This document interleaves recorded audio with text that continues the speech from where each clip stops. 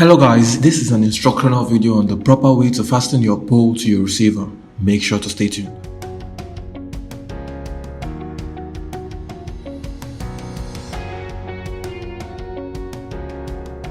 Okay guys, so the first thing you want to make sure you do is to extend your Gnss pole to the required height and also fasten it to avoid it from loosening while working.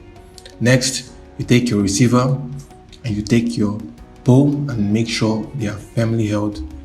Now, do not fasten your receiver to the pole by rotating the receiver to avoid it from slipping from your grip.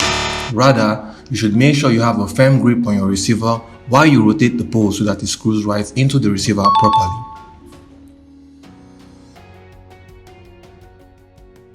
It is also very important to note that while doing all this, your pole should be inclined at an angle to allow proper reach to the top while screwing it into your receiver.